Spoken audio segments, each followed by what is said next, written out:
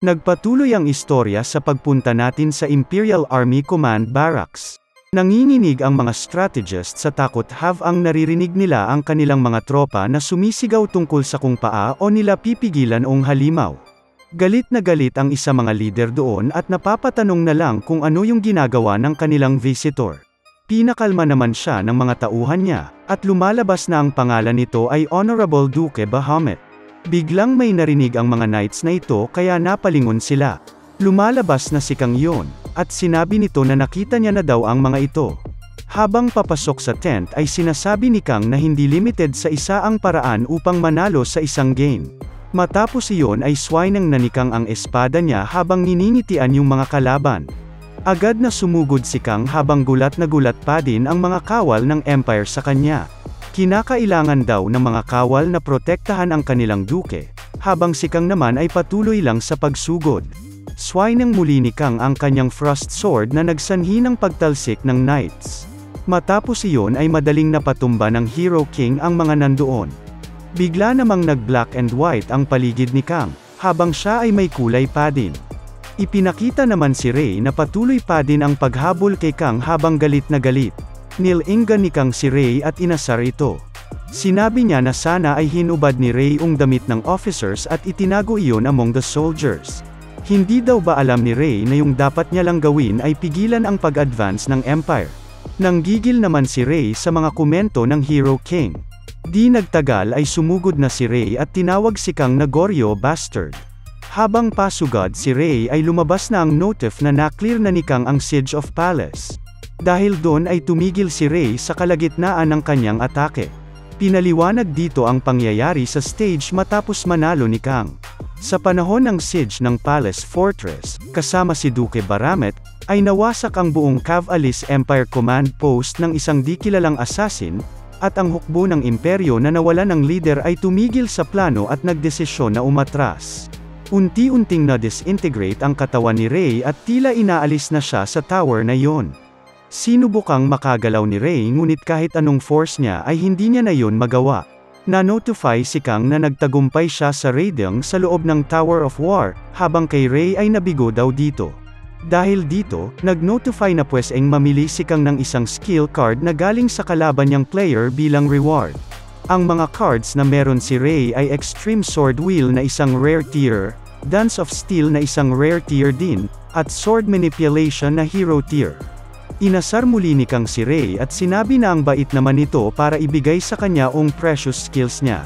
Galit na galit naman si Rey dito at minura si Kang. Toxic player at sore loser pala itong si Rey. Huwag tularan kids. Papatayin niya daw si Kang at hinding-hindi siya mabibigo doon.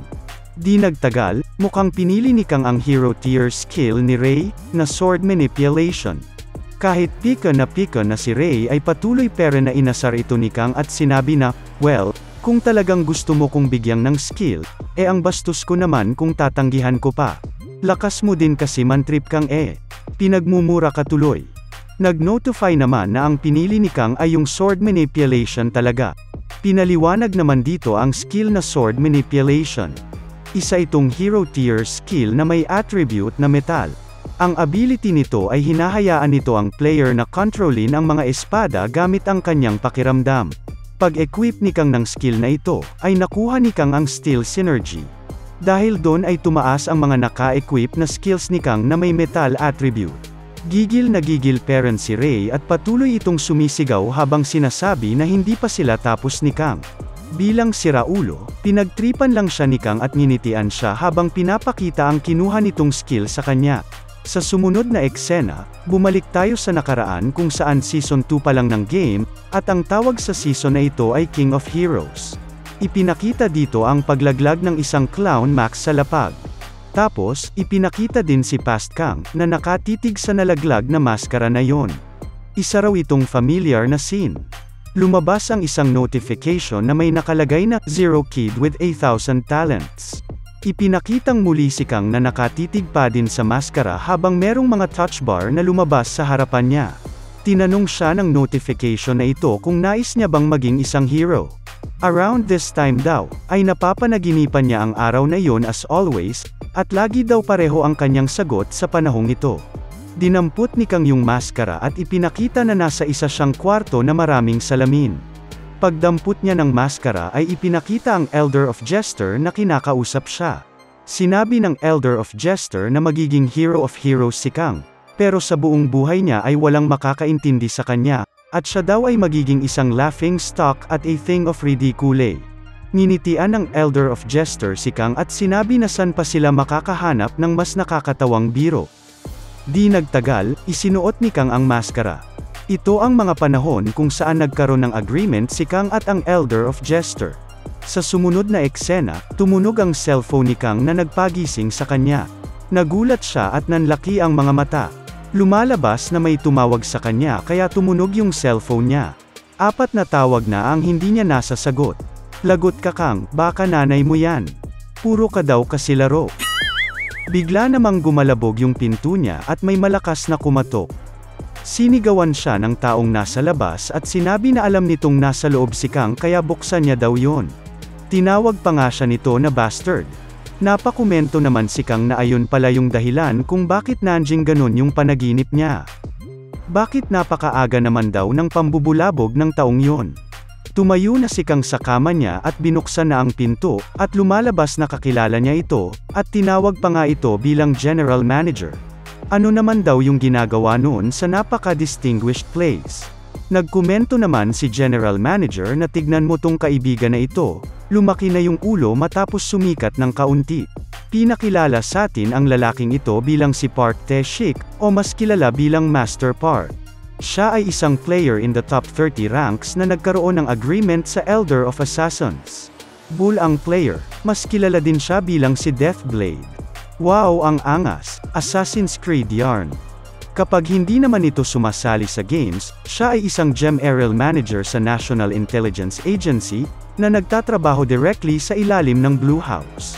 Nagkomento si Kang na mukhang pagod itong si Master Park, kaya tinanong niya kung sumali din ba ito sa maraming games nung first day of the season.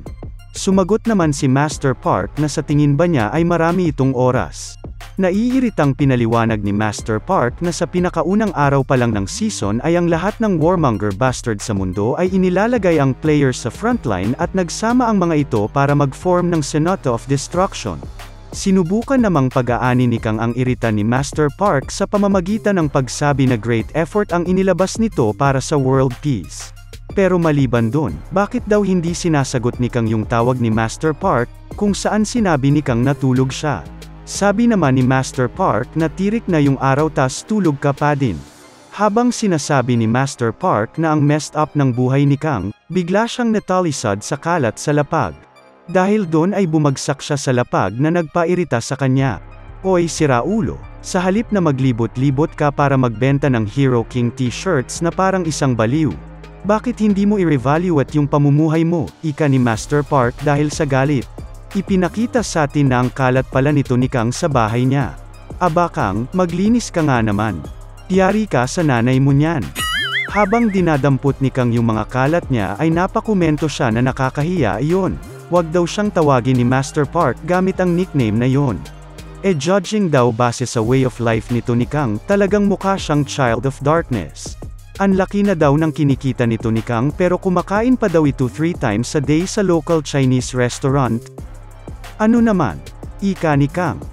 May something wrong daw ba sa Chinese restaurant na malapit sa kanila? Ang sarap-sarap daw ng brisket jampong dun. Humiga naman si Master Park at sinabi na kung ganun, ipatikim daw yon ni Kang sa kanya. 2 bowls of double quantity jampoj at dagdagan niya daw iyon ng kauliang liquor. Sa sumunod na eksena, pinaliwanag ni Kang kung paano sila nagkakilala ni Master Park. Babalik daw tayo way back, bago pa maging game yung mundo. Ipinakita dito ang isang estudyante na nanonood sa com shop. Kagaya ng typical na manonood sa com shop, tinuturuan niya ang naglalaro na tumingin daw ito up front, isa raw yung Battle of Frontlines. Lumalabas na yung pinapanood nito ay si Kang na 15 pa lang sa mga panahong ito, at nakikipag-usap ito sa mga kakampi niya na kesyo mag-cut daw ito at mananalo sila wag lang silang mamatay. Di nagtagal, nanalo sila Kang na nagpahanga sa mga nanonood sa kanya. Habang manghang-mangha yung mga nanonood ay napapatitig na lang si past Master Park sa kanila, at nung mga oras na ito ay isa siyang PC room manager. Nung nakita niyang maglaro si Kang ay naisip niya na isang itong game genius. Sa sumunod na eksena ay sinabi niya kay Kang na dapat ay mag-pro gamer na ito. Pinaliwanag sa atin ni Kang na sa mga panahong iyon ay naglalaro lang siya para magsaya. Pero kinumbinsi daw ni Master Park yung magulang niya, at nag-volunteer pa na bantayan siya at i-refine ang kanyang talent. Lumalabas na tito niya pala si Master Park. At isang araw, matapos maging 18 years old, at maghintay na makapasok sa Izon Official Pro Debut, isang tower break na nakasalubong nila for the first time, ay nangyari. Dito lumabas ang Season 1, na tinatawag na The End of Peace. Ipinakita si Kang na sag-atem habang tila may tinatakbuhan. Kita sa mukha niya ang takot sa mga oras na ito. Hindi niya malaman kung ano yung gagawin niya. Di nagtagal, isang halimaw pala ang nasa harapan niya at nagsimula yung sumugod. Sa kabutihang palad, dumating si Master Park na may hawak na daggers, at agad na pinatay ang halimaw. Kita rin sa mukha niya ang pagtataka sa pangyayaring nagaganap. Matapos matalo ni Master Park yung halimaw ay agad na tumakbo si Kang habang isinisigaw ang pangalan ng mga magulang niya. Lumalabas na duguan ang mga ito at mukhang wala ng malay dahil sa pag-atake ng halimaw kanina. Hindi mapigilan ni Kang ang pag-iyak dahil sa sakit ng pangyayari. Nawala sa kanya ang magulang niya sa mismong araw na yon. Sinubukan siyang eye comfort ni Master Park, at dun niya din nakita ang Kai sa isa niyang tinitingalang hero. Matapos iyon, bumalik na tayo sa kasalukuyan, at tinanong ni Kang si Master Park kung ano ang sadya nito. Pinaliwanag naman ni Master Park, na kaya siya pumunta sa araw na ito ay dahil sa association. Sa huli, gulat naman si Kang nang marinig niya ito. Kung nagustuhan mo ang istoryang ito, huwag kalimutang mag-like and subscribe para maging updated ka sa mga susunod na kabanata. Kung gusto niyo din mapanood ng mas maaga ang mga latest videos plus other perks, maaari kayong mag-join as Senpay tier members. Malaking tulong din ito sa aming patuloy na paggawa.